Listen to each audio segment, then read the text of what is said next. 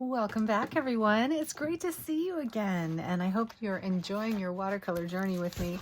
I have another kit that just arrived, and this one is all about painting birds. So if you haven't signed up for these kits yet, I highly recommend that you do because we're having a lot of fun with them, and they are basically handmade watercolor sets. And each one is a palette. There's a bunch of surprises in there as far as they arrive at your door.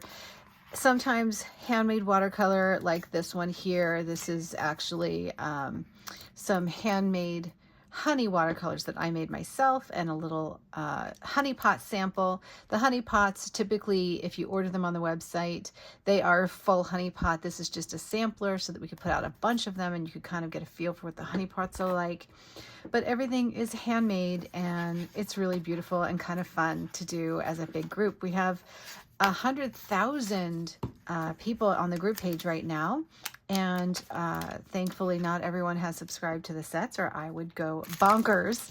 But I do put out quite a few of these, and I try to make them, interesting, different, and easy for all levels. So of course, if you're an advanced painter, you're gonna love trying out different new colors and probably getting that monthly inspiration. But if you are a beginner, this is ideal, right? Because it's teaching you not only some different techniques, but you're also experiencing the powerful beauty of handmade professional watercolors. I also make sure that each subscription has different things in it. So not just handmade watercolor, but also watercolors from different companies. Like this sampler that is with this particular kit has some Mission Gold. It has some My Mary Blue.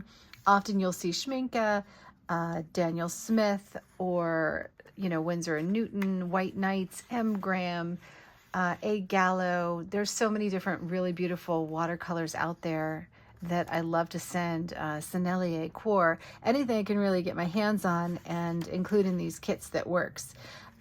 If it's not a great watercolor, I typically just skip it because we just don't need to get frustrated.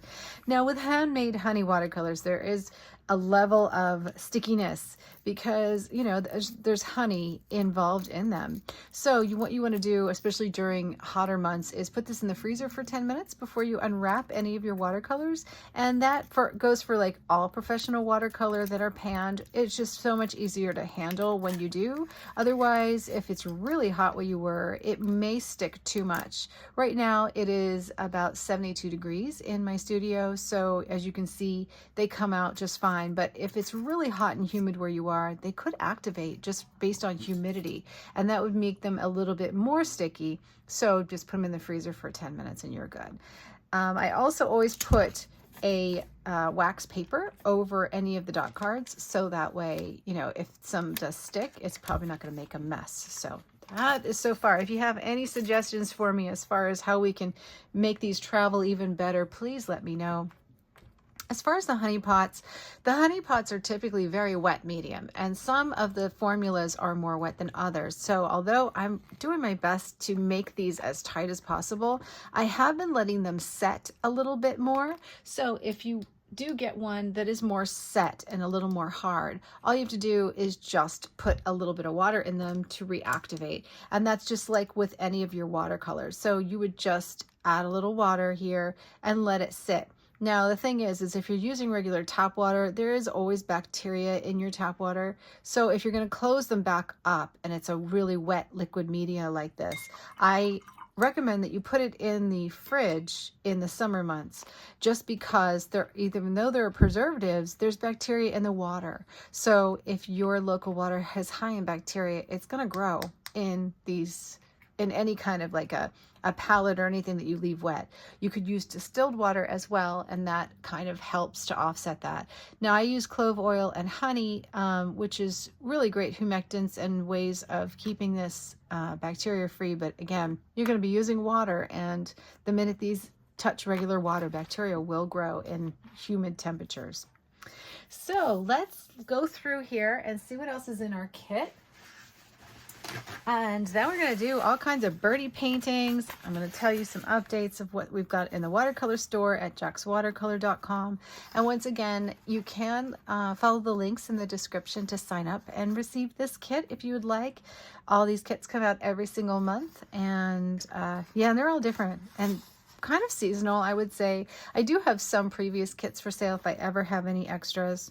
This one is the Budgie palette, and this celebrates my love of my birds. I have 2 dogs and 6 birds, and I just absolutely love them. They're so just dreamy. They wake me up every day and just provide that inspiration and that sunshine in my art studio. I've always dreamed of building an aviary for them, and so this is just kind of all celebrating that that kind of idea, you know, while we tackle the challenges of painting birds. Now, if you're a beginner, I wanted to try and make this as easy as possible. So I did include some paintable pages for you in your kits. And there are a couple of different things that various people are going to get. So there's always like little surprises. These are pre-printed, hand stamped on 100% cotton watercolor paper. This is a printable as well of a budgie, and then everyone gets this card here, and this is a sample card to swatch the colors, some ideas for painting budgies. Now you can trace these, you can practice these on sheets so that you can literally just get a feel for what the budgies are like to paint with, you know. Or you can blow them up and reprint them yourself. That's another idea for these. On the back is a watercolor wash technique card, which we will be playing with very, very shortly. So different things depending on the level of subscription. And you always get some watercolor paper. This time I mostly sent out Jack's 100% cotton watercolor paper, which seems to be your absolute favorite. It is available in these sheets on my website. It's very affordable, and I feel like it compares somewhere in between Arche and like maybe a Boang, or even I'm trying to think of another one that might be like Hansen. It's a really nice quality paper though. And for the price, I think you can't beat it. That's why I keep offering it. I sell an awful lot of it, and I do include it in the kits often. There's also some kits went out with a few samples of the Boang watercolor paper, some Fabriano paper. This is actually your cards, like these printed cards that I send in the kits. These are all Fabriano. So if you like these, you get a feel for what Fabriano 50/50 is. And that is not 100% cotton, but it's a great, affordable watercolor paper. Really, really nice. I sell it sometimes on the website as well, you know, so you can always ask me if you have trouble and we can just send it to you. The beauty of being a subscriber is you get free shipping and 20% off all your purchases, which helps, I think, because ultimately, if you're crazy about watercolor like I am, this is a way of getting watercolor in the mail and then being able to get all your supplies like brushes and everything else. So some of you will receive a brush, most likely the gold set, which I think they're all sold out on my website now. I just recently got in new sets, and the ones that are available now are these, which is like the gunmetal set, which I love. This is such a great set. There's all different kinds of shapes and sizes in it, and I'll be playing a little bit with that today as well. I think I did a brush review on those as well. This one is a little less stiff. Right? This is more like maybe like a sable, kind of synthetic sable, but also excellent brush. I sent out multiple sizes in this, mostly smaller ones so that you could easily paint right on the cards. But some of you in the upgraded areas would probably get maybe 2 brushes or a larger brush as well. This one is a size 9. Again, usually have these for sale on my website. I like the tips, but if you look at them in comparison to the new ones that just came in, these are very fat and very cool to paint with. I love them. Very nice stiff tips. Here's one that's already wet, around the same size. So this is a size 5 in the new one, and really nice snap. Again, great tips. You can't really destroy them. That's why I've been sending them to you, because they're terrific for beginners. And, you know, call it a day. Just play it with these and you can't go wrong. You'll have them for a long time. Another brush that's coming out for my new subscribers, anyone who's signing up for the next subscription is going to get one of these amazing quills. And this is a synthetic, a beautiful brush in red, and that's going to come out for the new subscribers. So be sure to jump on board and you'll get one of these brushes for free. So included in the kit, as well as the cotton paper, the printed samples just on the Fabriano 50/50, the stamped color pages, the mixing dot cards, and of course the watercolor palettes and the extra. You probably got a tin and a brush if you just recently subscribed or you're an upgraded subscriber. Let's go ahead and swatch our colors, shall we? And we'll see what the colors actually make. I like doing this because it's just one of my favorite things to do. And I'm going to be doing multiple videos for you guys anyway. So let's just get to it and have fun. Oh yeah, right. And I wanted to tell you this. So I did a bunch of new printables. They come in sets of 3 on the website. You're going to see this one coming out. This one is going to be a Mission Gold set, which is really cute. I love this. They're on watercolor paper. This is like where the samples will be when you receive them. This is the other one in this set, and this floral. This is such a beautiful botanical. So I pre-arrange and pick the palette for you. That you can mix together on experience and use on that card. So you'll get 3 different sets of colors and 3 different designs in each package. Then another one that is part of another set is this one. This is the original botanical set. Is right now, I think it is almost sold out. Maybe at the time of the video I might have restocked it, but if you didn't get this one, go and try and get this one. This is really good. And there's a set of 3 here. There's 3 designs for that. This is the new one that just came out, the animal one. It's so cute. There's a bird, there's a bee, and there's a fish. And these are so much fun on really huge pieces of watercolor paper, more smooth watercolor paper. And again, these are not loaded yet, but they will be. They will have the big amounts of color in the bottom of them for you. So doing lots of printables because you've requested it. So, you know, I figured, why not? What should we sample first? Should we sample the Budgie colors or the sampler kit? Ooh, so many to choose from. I don't know. Okay, so our colors will re-wet like so easily. I'm going to take one of the sheets of watercolor paper and we're going to put it right here because I'll show you, you know, you could do the blocks. I personally just don't really have the patience to do the blocks. I'll show you what I do. This is with using the gold. And I usually start from light to dark. So let's start with the yellow. So I'm just kind of activating it right here. And if you have a tin, you probably, there's already magnets on all of these. So you probably just want to put it into one of your tins. Easy peasy. And I'm just going to paint this amazing Budgie yellow. So this is a color that I made myself, and Budgie yellow is a bright and bold, full-bodied, warm yellow with intense cadmium fluorescence. It is non-cadmium though, and it's got a high light fast rating. It's creamy and easy to mix with other colors. I think you'll really enjoy it. For instance, if we take a little bit of the Budgie blue and we mix it in, we can get these beautiful shades of teal green. They're so pretty, aren't they? So beautiful. Let me get you guys in a little closer while I'm doing this part. There we go. So I typically, you know, a lot of people do the squares like I was saying, but I just kind of, I love doing it on the cards. So here's the Jack's Budgie Blue. Budgie Blue is an interesting color. I waited a long time to try and do this color, and it was finding the pigment that was really tough. You see how cool the pigment is though? I'm just gonna put some different levels of Budgie Blue in here. I'll show you what I do. So Budgie Blue it's a really beautiful version of the highly granulated PB36. PB36 is cobalt, so it's kind of a modified version of the traditional cerulean blue, right? So it's that beautiful, warm, beautiful, gorgeous cerulean.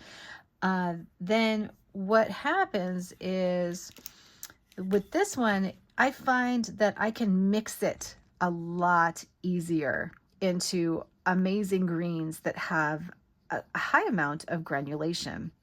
And then I can add water to it and literally weaken it and spread it out. You see what I mean? And I find really, really beautiful to come up with so many gorgeous greens. So when you're talking about nature, birds, things like that, I think it's really great to have the Budgie Blue and this particular yellow working together on your side, because, you know, the sky's the limit. I mean, look at what happens just with these two colors and how many varieties I'm able to get.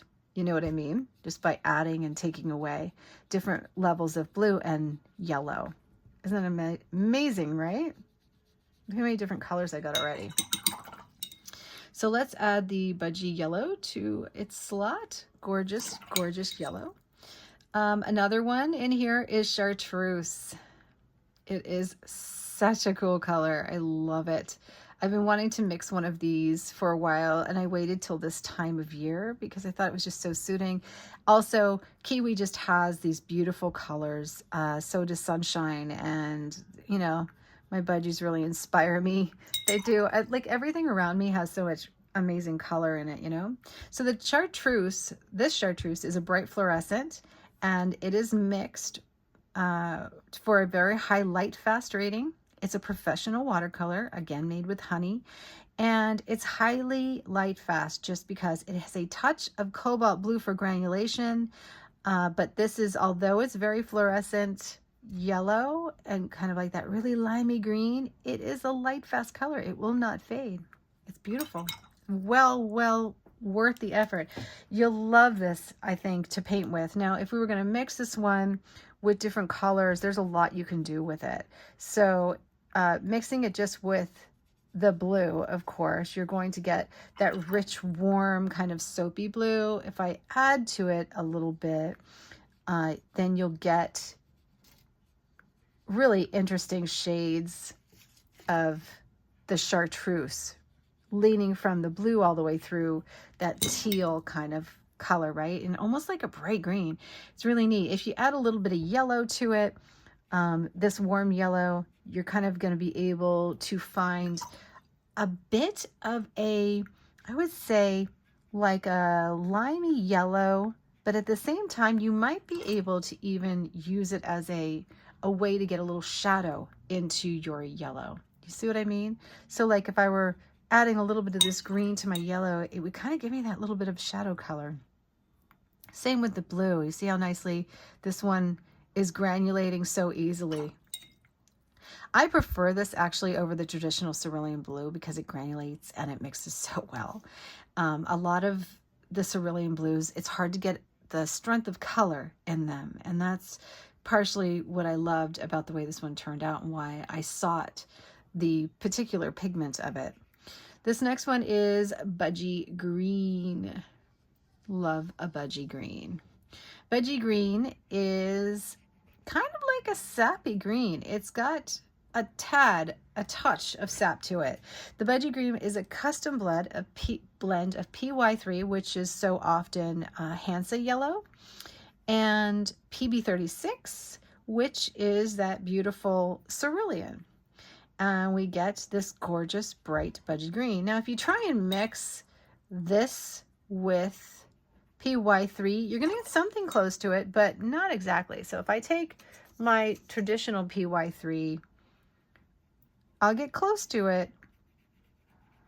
The only thing you won't probably get, because it hasn't been mixed from the pigment itself, because this is finely ground together and blended before it's made, right? So what that does is that kind of like makes the pigments be a little, I find, a little more cohesive. Mixing them after the fact, after they're already watercolor, can be a little tricky, and I find that Budgie green just wasn't a color I was able to get stable unless I did it during the pigment mixing, grinding phases. So that's the difference between just mixing this one with a regular lemon, which you'll get a nice green, but as you can see, it's not the same quality as this one. This one has a transparency, and it really does just, it's got the, like the boldness, you know, the full body of the color. Then you can also blend it out with more and more water to get little light washes of that like beautiful green without any spotting or, you know, harsh lines. And finally, we have Budgie Olive. And Budgie Olive is very, very pretty. Bright and bold. Mix it with a little bit of your blue, and you seriously cannot go wrong. You're going to get some gorgeous teals leaning down into the more green teals. Then slide over to your watercolor sampler, grab a little bit of Quin Red, which is a very pinky red. Mix that with a touch of your greens, and you're going to get some really neat shades of olives, like olive greens. Mix it with a little bit of your yellow, and you'll find more really incredible colors. Mix it with a little bit of the chartreuse, and you're going to brighten it all back up again. And look at that lovely, lovely mix of colors. Bringing in orange. Yes, that's right, orange. Just to warm that up. Adding a little more orange will bring you back to the brightness. Adding a little more Quin Red without it getting muddy will additionally brighten this up. You see how I'm doing it? So you can really have fun with these colors. Then going into a little bit of the Cobalt Turquoise by Mission Gold. Starts to bring in those lavenders. So aren't these gorgeous birdie colors? I think they are. They're really pretty. Adding a little more of that. And then going back to chartreuse again. Check it out. How fun, right? So much fun. Okay, so we got Budgie Green, Budgie Yellow, Budgie Olive, and Chartreuse. Yum. Such nice colors. So much fun. Another color on this sampler here is the Mission Gold Red Orange, which I think is amazing to have. You can also mix it in with the yellows and the chartreuses. And then a permanent yellow deep, which is always handy. If you want something a little more orange than the Budgie Yellow, you can see in comparison to the Budgie Yellow how much more orange it actually is. See how like brightly yellow this one is. And there you go. So we have really fun painting colors to deal with and lots of things to paint. Let me put this up here. Get a little napkin. Okay, so the Budgie Olive is a convenience green, which has very rich undertones of blue. You add yellows and blues together and you get all these different greens, but I find that many of you struggle mixing your own greens. So I tend to mix a lot of greens and sell them in both honey pots, but also on the website there are two different sections, right? There's a honey pot section where you can get them in honey pots, and then there's a pan section. So depending on how you're looking, you can either order honey pots and what colors I have available in honey pots and get these tins with them, or you can order them in pans. Do I have pan sets here? I do. You can order Jack's watercolor in pans, and typically in pans I sell them in quarter pans, half pans, and full pans. And that would be a different section on the website. So there's two sections, one for honey pots and one for pans. You can follow the scan tag with your phone just to go ahead and shop watercolor, and then all of our video challenges are synced up in one challenge playlist on the YouTube channel. Let me see what else we have in here. Okay. So this is fun, right? I love doing these. They're so much fun. All right, so this is my little like swatch card. That was fun to do. Now we're going to do wash. So on this card here, it's plain on the back so that you can do more and just keep swatching if you want to play with your swatches. Watercolor washes. So it's a method of application. There's two main types of washes in watercolor painting. There's the flat wash and the graduated wash. Everything else is kind of an offset of it, right? So both applications can be applied wet on wet, which is a wet brush on wet paper. So that would mean you wet the paper and you wet the brush with water and paint, okay? Or wet on dry. And that would mean a wet brush, because it's always going to be a wet brush on dry paper. Now, the wet on dry takes a little more blending and can leave more harsh lines, where the wet on wet, you can control and get it a little bit more more washed and more even on the blend. Very similar to what I did here, right? So this was of course wet on dry, but as you can tell, as I traveled with it, if I leave it really, really wet, it will give me those back splotches, but if I make it even, it will blend. So I like to mix my watercolor first and my wash on ceramic or some kind of palette first, rather than just on the paper when I want to get even washes. The reason why I do this is because you can get some of these watermarks if you don't have control. Now, I like this for the samples, but if you're not looking to get these watermarks, then you definitely want to have more control on your palette first before adding it to your paper. And that's basically what this is saying. So you can turn your practice card over and try different layers and try different things. So once we get the washes, then maybe do some washes on the back, let them dry fully, and then paint over them with glazes just to play and be able to keep this card. If you've bought one of my travel journals in the past that are small, these cards are the perfect size. Just poke holes in them and put them right into your travel journal so that you can keep them and be able to flip through. You can also take this and put some sticky on it and glue it right onto your sample card so that you can always keep these and be able to go back and explore them or do the lessons. Or if you don't want to keep them that way, then just the magnets are there, so just put them right in your tin and keep them all together, just like I have here. Most of my sets come with these tins anyway, so I always send you a tin in the beginning so you can put at least some of them in there, or even each individual one. So whenever tins are real available, I try to send them, especially if there's room in the budget to do it. I include everything I can. So let's do a flat wash. It says flat wash, use for skies or any area that requires smooth color with no visible brush strokes. You apply your wash with a fluffy brush. Now, this can be a fluffy brush. This can be a fluffy brush. I find that a water-controlled brush, right, is the key. Now, you're going to say, I can never control the water, and this is where I want to address that question. So let's take this brand new brush that I have coming in for August. We're going to wet it down, and it is full of water, right? So how do we get control out of any brush? Well, one thing you can do is you can dab some of the water down. But since we're going to do our wash and probably mix colors, we're going to put our wash and our brush and our water on our palette and kind of mix it up. This is why I say I like ceramic surfaces for this really well. This is just a matte, one of those like a baking mat, which I find works really good because the watercolor comes right off of it. So I'm kind of just working it into the brush right now and getting a feel for, is my brush dripping? No, my brush is not dripping. It's just nicely wet.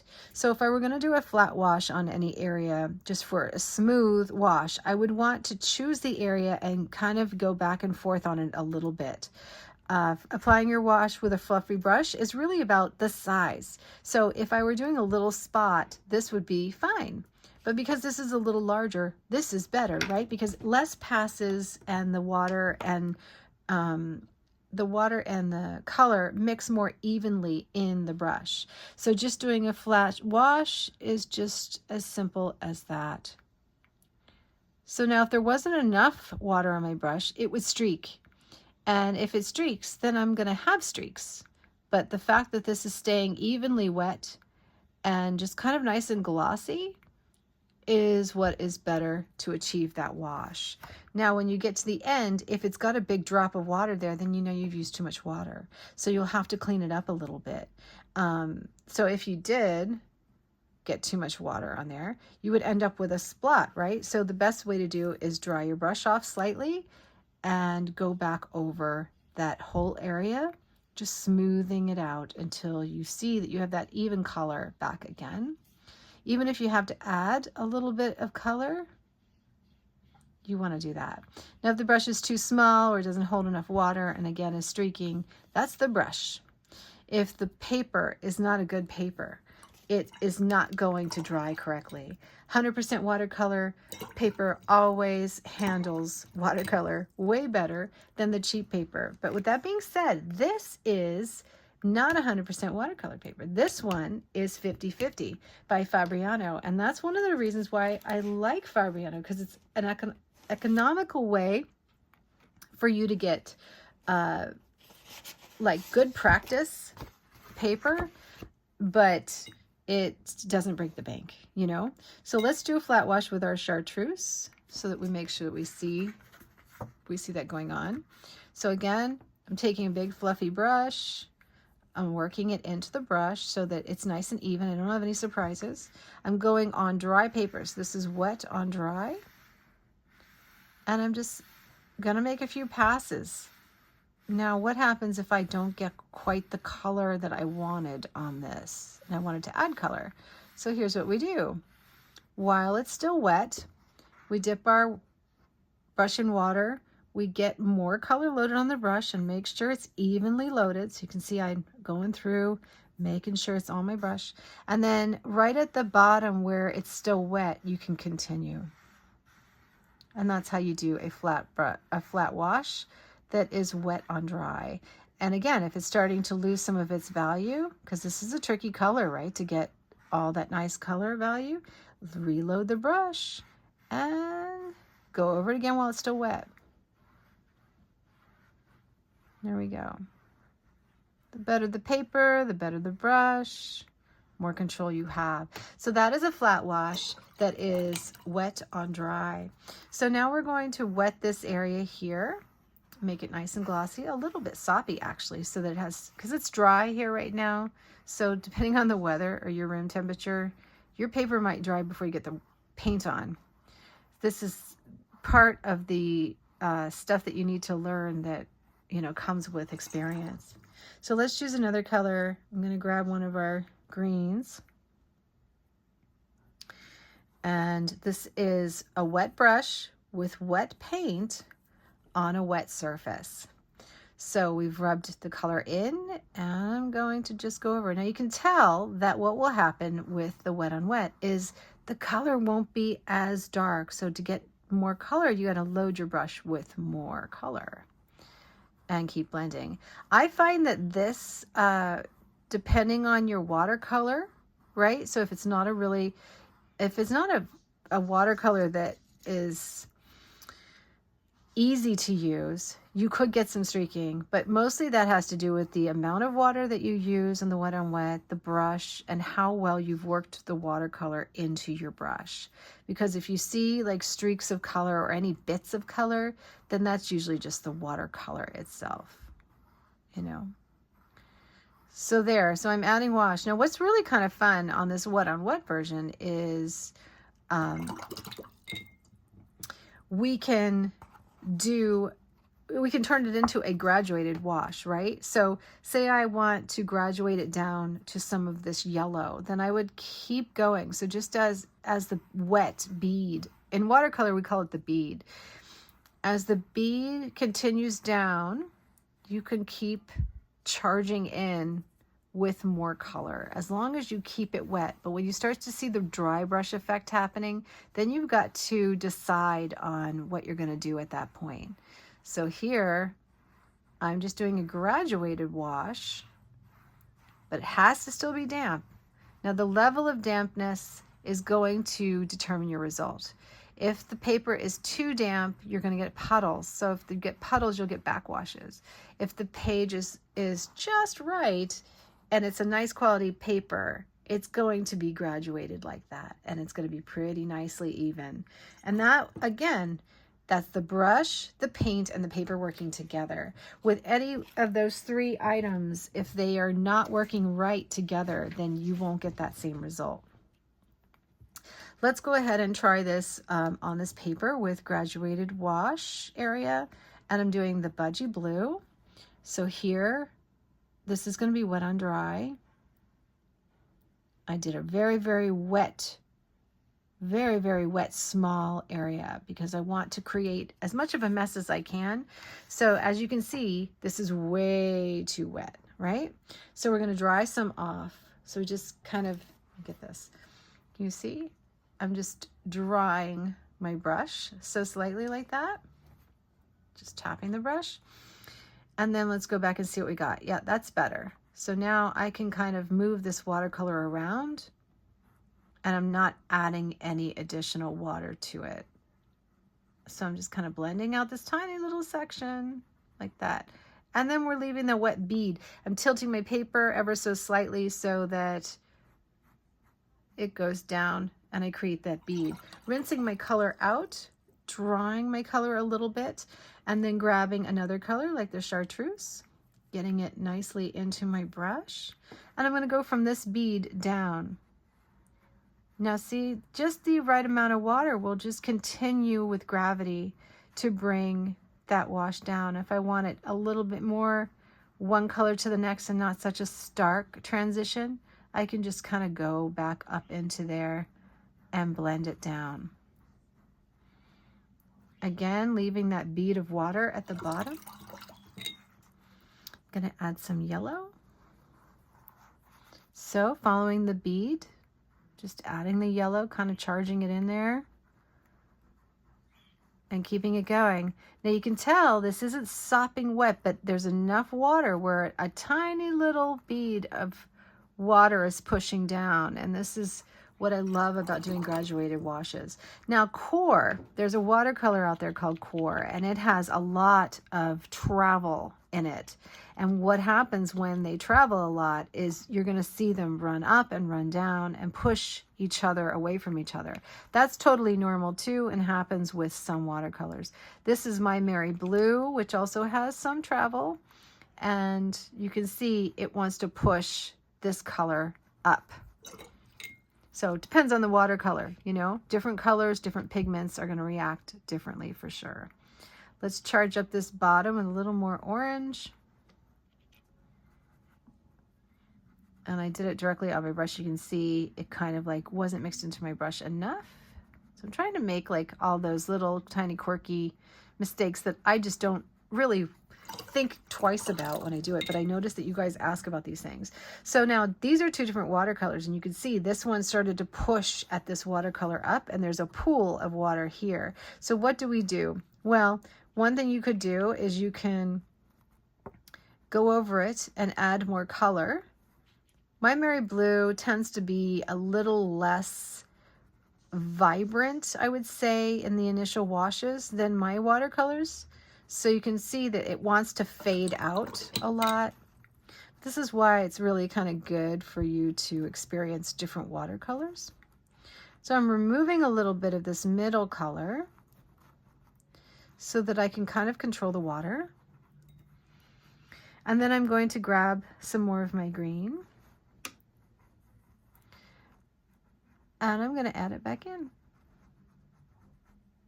There we go. And we're going to blend up, dry my brush a little bit. So that's how I'm handling it. Now, of course, we're going to get a line here, right? So we're going to have to kind of go back up into my blue. So I'm going to start and tip my page this way so that the line runs back down. And that should be able to get you a nice graduated wash. Now, Look at what happens when I switched makes. So this is my watercolor compared to My Mary Blue and Mission Gold. So Mission Gold and My Mary Blue, the big thing with those two colors, although they're great for beginners, is they have a level of fading and splitting. So you do sometimes have to go over them several times or be really, really thick and use a lot of watercolor, where the watercolor that's handmade or like Schminke, M-Gram, all those colors, they really do react differently. Let's just out of curiosity, we're going to do a flat wash with Core, or we should do a mix wash with Core so you can see those colors working together. So here's a Core yellow. So I'm going to do a flat wash here. And I'm going to blend it into this Core color. So watch this. Here we go. See how it travels? So this is the thing with Core watercolor, is they definitely will be vivid, but they will push at each other a lot on these washes, which I find is really fun. And I actually like to do weird things with them where I'm mixing them and letting them kind of like explode into each other, you know? Kind of fun. Off the topic, but kind of on the topic, I'm trying to address some of your questions that you've had, you know? So if you notice, I'm wetting my brush, I'm drying my brush, and then I'm going over it again, just to keep it kind of just stable and seeing what the watercolor is doing. Now, in my mind right now, what I'm thinking is this the kind of wash that I'm looking for as far as a flat wash? This is more of a gradient wash, and this is a flat wash. This is being a gradient wash. I like the way the two colors are coming together, but I don't necessarily love the combination. But I do like how light one layers over the other, you know? And like how this is drying, I love how this is going here, because I think this would be something that would look so pretty on the Budgie itself, you know? So you can see there's lots of different things going on in your mind, a lot of different reactions. The My Mary Blue, of course, lightens up a lot. You let it dry, and then you go back and you add more layers of color. So My Mary Blue is more of a layering watercolor that is, it dries very light, and it's more meant for layering. All the watercolors kind of just have their own thing going on, you know? So I'm going to clean this off so I don't make the mistake of pulling Core. Okay, so that was all about wash techniques.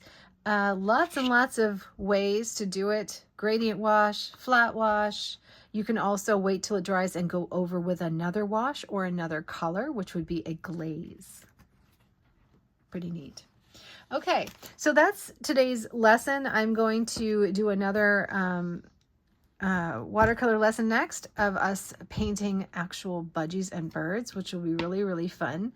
One thing you could practice while you're waiting for that next lesson is a couple of budgie techniques. And one of them, which I'm going to do with more extent in the next watercolor thing, is just to, in the next video, is just to grab your brush, dip it into your Budgie blue, go over your flat wash, and I want you just to do a strike, push down on the brush, and then remove it.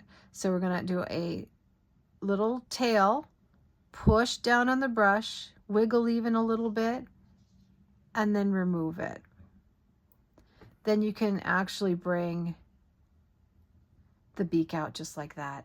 And you've already started to paint birds.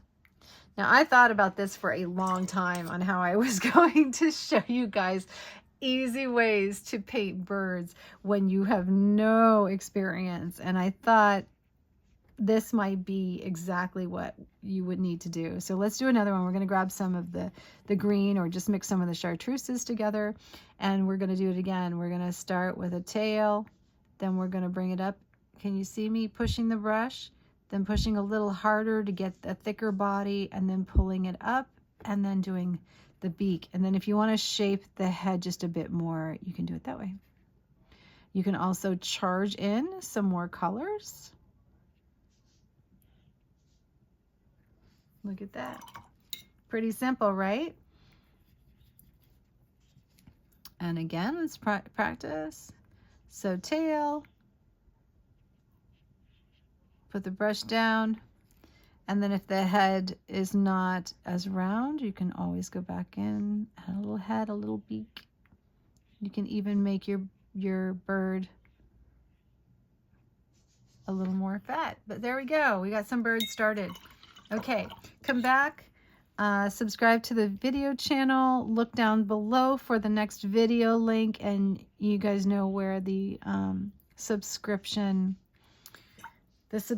lead to. Lots and lots of Budgie paintings coming up. But this is a great way to sample your colors. Just do some Budgie shapes and different birdie shapes. It's kind of really, really fun. We'll be back soon. Happy painting, guys.